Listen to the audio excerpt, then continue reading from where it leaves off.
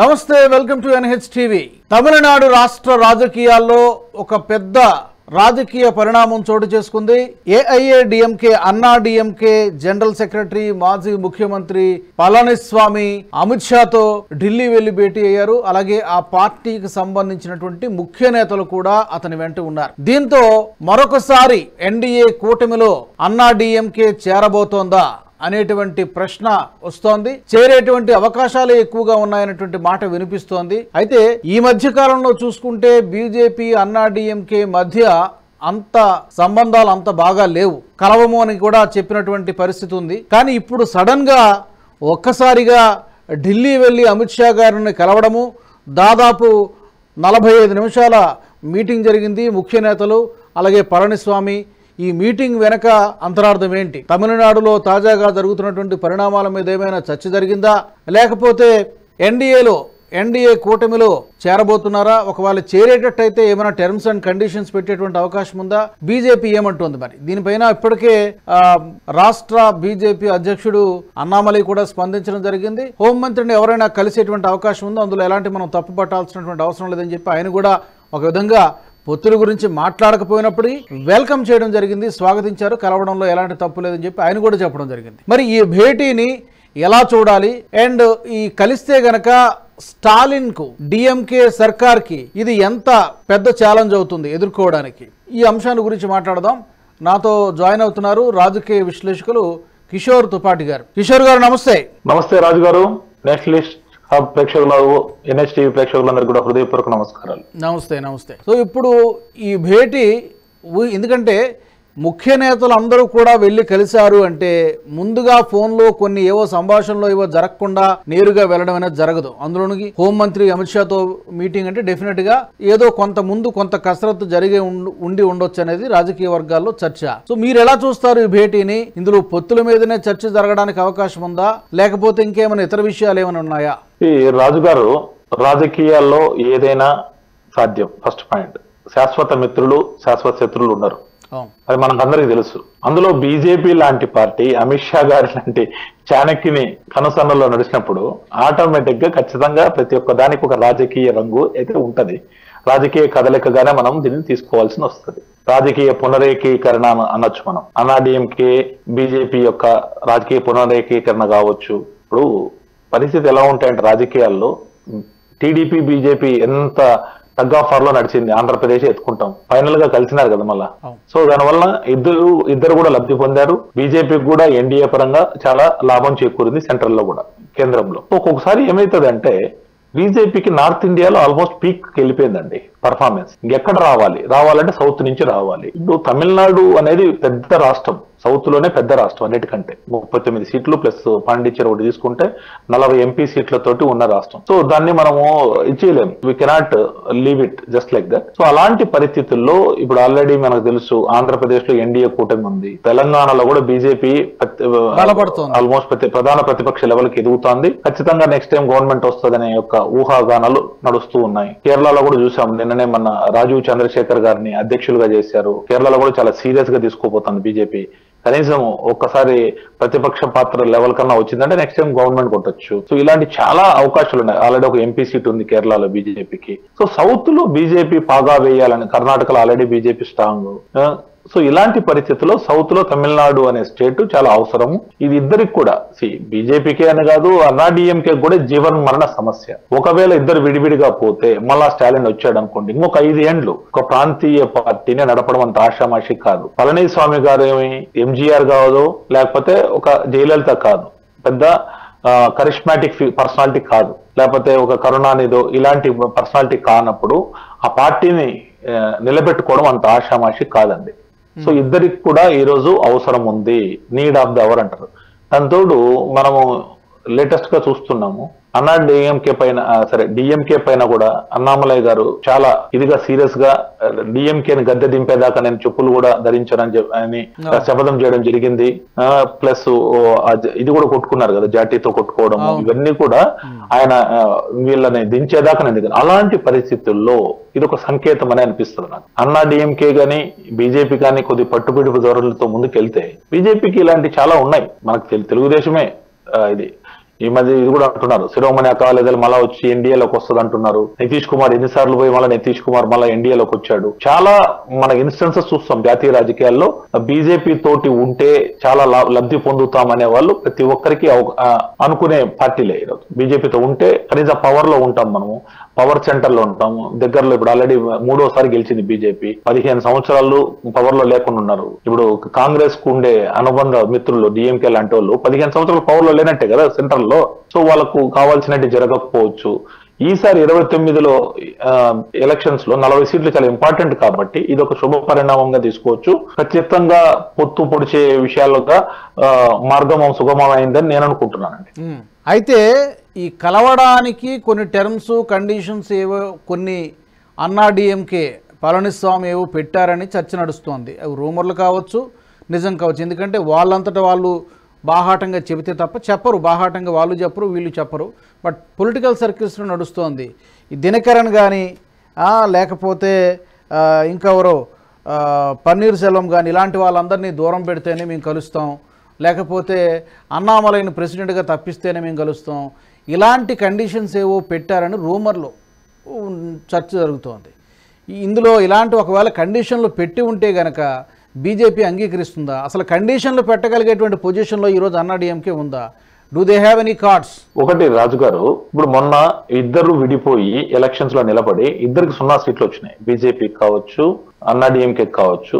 So బీజేపీకి 0 సీట్లు రావడం అంటే పెద్ద స్వాభావికమే, పెద్ద ఇబ్బంది ఏం లేదు. అన్నా డిఎంకే అనే పార్టీ గతంలో మనకు తెలుసు 2014లో 37 ఎంపీ సీట్లతో వచ్చింది, 37 ఎంపీ సీట్స్. బీజేపీ కాంగ్రెస్ తర్వాత 3rd పార్టీ అదే, అంత పెద్ద పార్టీ 2014లో. 19లో ఆల్రెడీ పార్లమెంట్ సీట్లన్నీ పోయాయి, ఒక్క ఎంపీ సీట్ మాత్రమే గెలిచారు. మన పన్నీర్ సెల్వం వాళ్ళ అబ్బాయి గెలిచారు ఒకే ఒక సీటు. 24లో కూడా పోయేటప్పటికి వాళ్ళకి రిప్రజెంటేషన్ లేదు కదా పార్లమెంట్ లో. సో ఇలాంటివన్నీ కూడా చూస్తారు. సో బీజేపీకి పోయినాయంటే పర్వాలేదు, బీజేపీ కేంద్రంలో రాజకీయంలో ఉంది, ఇబ్బంది ఏం లేదు. బీజేపీ ఈ రోజు ఆడ చిన్న ఫోర్స్ కాబట్టి. కాకపోతే అన్నామలై నాయకత్వంలో బీజేపీ చాలా vast Tamil Nadu presence, pan Tamil Nadu presence ని బిల్డ్ చేసుకుంటుంది. మొన్న కూడా 11-12% బీజేపీకి సొంతంగా ఓట్లు వచ్చాయి. మిగతా వాళ్ళంతా కలుపుకుంటే కూటమి 16-17% ఓట్లు వచ్చాయి, which is not small thing.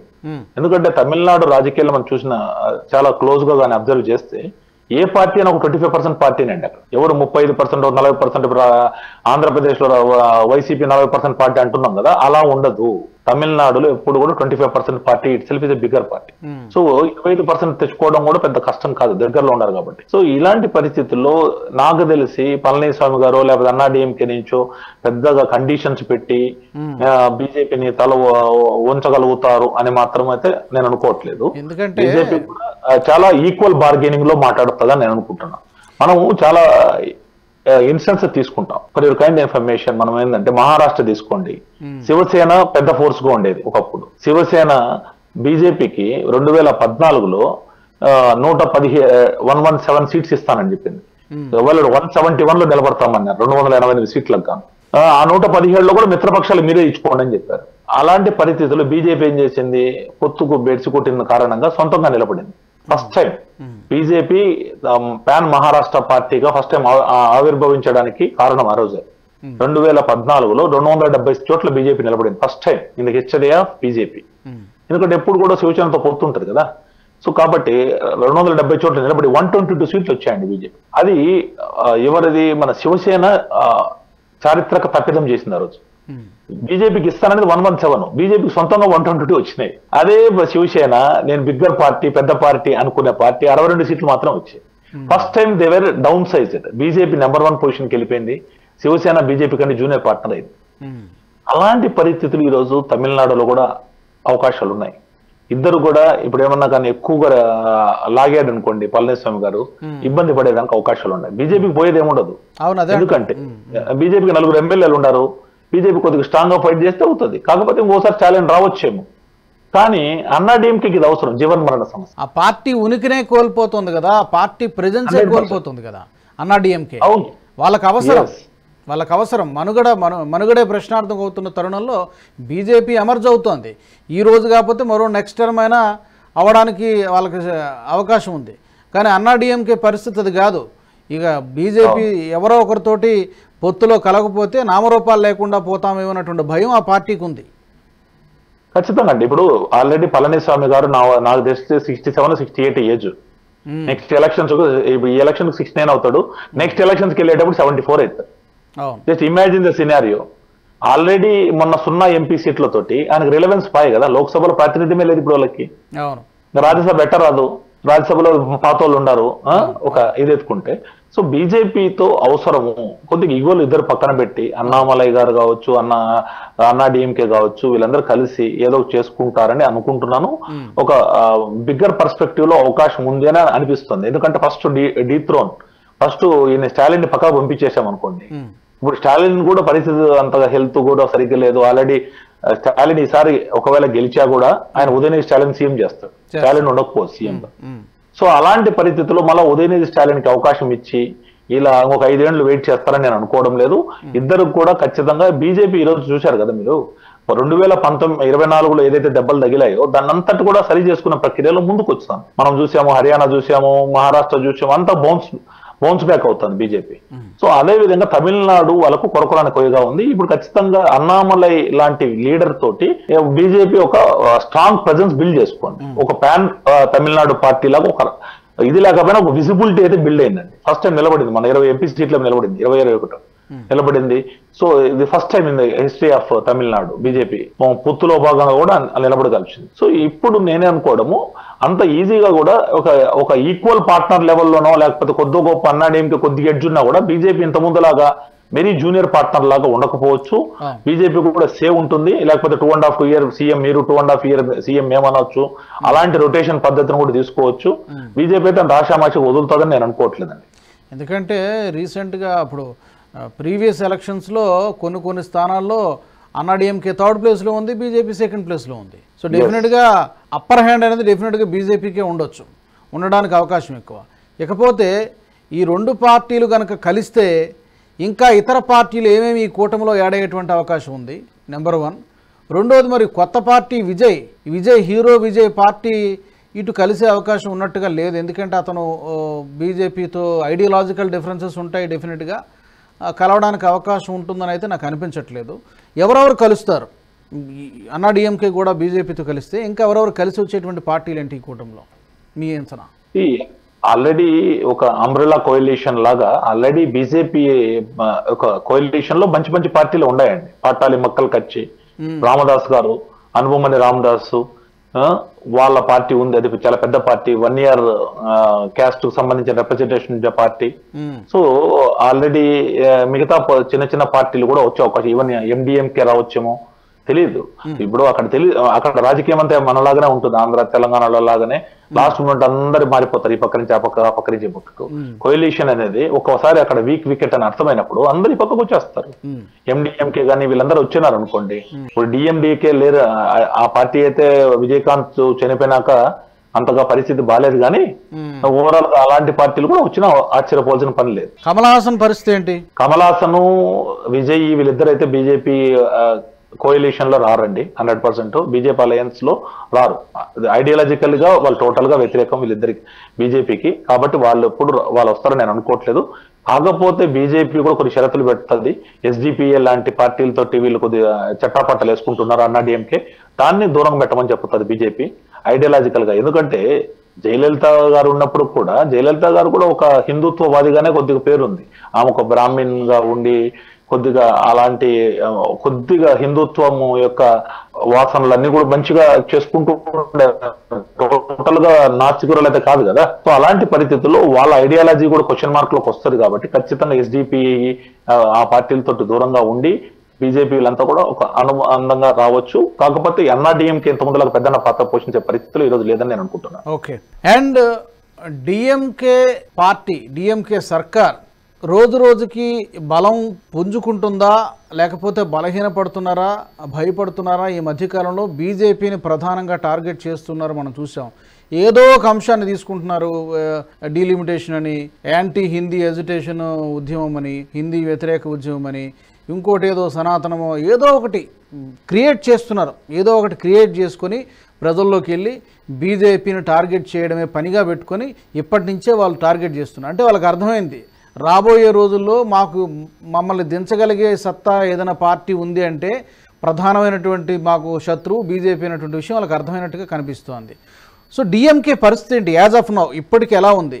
ఇంకా ప్రజల్లో ఆదరణ కానివ్వండి, లేకపోతే ఆ ఓటు బ్యాంక్ ఇంకా అలాగే ఉందా, లేకపోతే నెమ్మదిగా వాళ్ళ ఏమంటారు వాళ్ళ టాక్టిక్స్ ఇవన్నీ కూడా తమిళనాడు ప్రజలకు తెలిసిపోతున్నాయా? సార్ యాక్చువల్లీ మనం తమిళనాడు గురించి మనం చరిత్ర చూస్తే ఎప్పుడు కూడా ఒకసారి వీళ్ళు ఒకసారి వాళ్ళు ఉంటారు. ఒక్క జయలలిత గారే మనం కంటిన్యూ చేశారు. యాక్చువల్లీ సెకండ్ టైం వచ్చారు 2011, 16 2 సార్లు వచ్చారమ్మా. అంతేగాని మామూలుగా అయితే 5 years వీళ్ళు 5 years వాళ్ళు జనరల్ గా టెండెన్సీ అసెంబ్లీలో ఎత్తుకుంటే. మొన్న కూడా అన్నా డిఎంకే వర్స్ట్ గా ఏం పోలేదండి. 80 సీట్లు వచ్చాయి ఆ రోజు కూడా అన్నా డిఎంకే వీళ్ళ అలయన్స్ కి. అన్నా డిఎంకేకి 80 సీట్లు వచ్చాయి, బీజేపీ ఒక 4 ఎమ్మెల్యేలు గెలిచారు. అంత వర్స్ట్ గా ఏం పోలేదు మొన్న కూడా. కాబట్టి అంత తీసి వీళ్ళందరూ కలిస్తే ఇది ఫార్మిడబుల్ ఫోర్స్ గానే ఉంటది. మొన్న కూడా చాలా అద్భుతమైన రిజల్ట్స్ తోటి డిఎంకే గెలవలేదు. కాబట్టి కొద్దిగా బీజేపీ వీళ్ళందరూ కొద్దిగా బాగా ట్రై చేసింటే మళ్ళీ కూడా వచ్చిండొచ్చు థర్డ్ టైం కూడా. సో అలాంటి పరిస్థితి ఉంది. ఇప్పుడు కొద్దిగా వీక్ అయ్యారు. కాబట్టి అన్నా డిఎంకే గవర్నమెంట్ అయితే టోటల్ గా ఈ రోజు అన్ని రకాలుగా ఆపప్రద మూట కట్టుకొని చాలా డిమినిషింగ్ పరిస్థితిలోనే ఉందండి. అందుకే వీళ్ళు కలుస్తున్నారని నేను అనుకుంటున్నాను. ఎందుకంటే వాళ్ళకి అర్థమైపోయింది, ఈరోజు పల్స్ వచ్చేసింది. మనం చూడలేదు ఆంధ్రప్రదేశ్ లో వైఎస్ఆర్సీపీకి ఎంత పారాడైమ్ షిఫ్ట్ ఆటోమేటిక్ గా వ్యతిరేకతలో ఆటోమేటిక్ వీళ్ళు కలిసినారు కాబట్టి ఈజీగా వచ్చేసింది. 164 సీట్లు వచ్చాయి. అంటే అక్కడ ఏపీలో ఉన్నంత వ్యతిరేకత ఇక్కడ తమిళనాడులో కూడా ఉందంటారా స్టాలిన్ ప్రభుత్వం? చాలా ఉందండి. తమిళనాడులో కరప్షన్ చాలా పెద్ద ఫ్యాక్టర్. ఇప్పుడు అసలు స్టాలిన్ పర్ఫార్మెన్స్ పెద్దగా నా దృష్టిలో అయితే అంత అనిపించట్లేదు. ఇప్పుడు అట్లా కాకపోతే చిన్న ఇష్యూ ఇంకా కూడా డీలిమిటేషన్ అనేది కార్డ్స్ లో లేదు. లేని దాని గురించి మొదలు పెడుతున్నారంటే, టాపిక్ లేని ఇష్యూని మాట్లాడుతున్నారంటే they don't have substance to speak అని నేను అనుకుంటున్నాను. ఏదైనా మ్యాటర్ ఉంటే కదా, వాళ్ళు మ్యాటర్ ఏదైనా ఉంటే దాని గురించి మాట్లాడతారు. ఇప్పుడు వాళ్ళు డెవలప్మెంటల్ యాంగిల్ ఎందుకు మాట్లాడకూడదండి? ఇప్పుడు మోదీ గారు 3వ సారి గెలిచినారంటే ఆయన డెవలప్మెంటల్ గురించి మాట్లాడుతున్నాడు. మేము ఇన్ని చేసినాం, ఇంతమందికి ముద్రా యోజన ఇచ్చాం, ఇంతమందికి ఆయుష్మాన్ భారత్ ఇచ్చాం, ఇన్ని సిలిండర్లు ఇచ్చాం, ఇంతమందికి శౌచాలయాలు కట్టించినాము, ఇవన్నీ చెప్తున్నారు కదా. వీళ్ళు ఎందుకు చెప్పుకోలేకపోతున్నారు? మేము ఇంతమందికి ఇచ్చాము, మేము ఇలా చేశాము అని డెవలప్మెంటల్ అజెండా డెవలప్మెంట్ ఎందుకు పోకూడదు అంటున్నాను. Because they are bankrupt now. Issues ఏం లేవు వాళ్ళ దగ్గర, ఏం మాట్లాడు. అందుకని తీసుకొని వచ్చి ఏదో ఒక ప్రాంతీయవాదాన్ని రెచ్చగొడుతూ ఏదైనా సాధించాలనే ప్రయత్నం చేస్తున్నారని ఇప్పుడు that itself shows that already they are in the back foot. చూద్దాం కిషోర్ గారు, మరి రాబోయే రోజుల్లో ఈ తమిళ సెంటిమెంట్ వాళ్ళకి ఎంతవరకు, వాళ్ళు ఏదైతే నమ్ముకున్నారో డిఎంకే పార్టీ తమిళ సెంటిమెంట్ ఎంతవరకు వర్కౌట్ అవుతుంది? మరి అన్నా డిఎంకే బీజేపీ మధ్య పొత్తు పొడుస్తుందా, సయోధ్య కుదురుతుందా, ఇంకా ఎవరెవరు ఈ కూటమిలో కలిసి వస్తారు అనేది మరి రాబోయే రోజుల్లో మనం చూడాలి. తమిళనాడు ప్రజలు ఇవన్నిటిని కూడా ఎలా తీసుకుంటారు, ఎలా చూస్తారనేది కూడా మనం will see in future. Thank you very much Kishore గారు, ధన్యవాదాలు. థ్యాంక్ యూ రాజు గారు. మా సబ్స్క్రైబర్స్ కూడా ఈ అంశానికి సంబంధించి మీ అభిప్రాయాల్ని కామెంట్ల రూపంలో తెలియజేయచ్చు. తమిళనాడులో ఏం జరిగేటువంటి అవకాశం ఉంది? బీజేపీ అన్నా డిఎంకే పార్టీలు కలుస్తాయా మరోసారి? మరి కలిస్తే ఇది డిఎంకే సర్కార్కి ఎంత పెద్ద ముప్పు అవుతుంది? ఓడించగలుగుతారా? ఈ ఎన్డీఏ కూటమి డిఎంకే సర్కార్ని గద్దె దించగలుగుతుందా? ఏం జరిగే అవకాశం ఉంది? కామెంట్స్లో తెలియచేయండి. NHTV nationalist hub group of ఛానల్స్ని సబ్స్క్రైబ్ చేసుకోండి. జాతీయవాద జర్నలిజాన్ని ప్రోత్సహించండి. జై హింద్, జై భారత్. ఈ వీడియో మీకు నచ్చినట్టయితే లైక్ చేయండి, 10 మందికి షేర్ చేయండి. అలాగే కామెంట్ల రూపంలో మీ అభిప్రాయాలను మాతో పంచుకోండి. Nationalist hub group of channels ను సబ్స్క్రైబ్ చేసుకుని తెలుగునాట జాతీయవాద జర్నలిజాన్ని ప్రోత్సహించండి. ఈ వీడియో కింద ఉన్న బెల్ ఐకాన్ పై క్లిక్ చేయడం మర్చిపోవద్దు.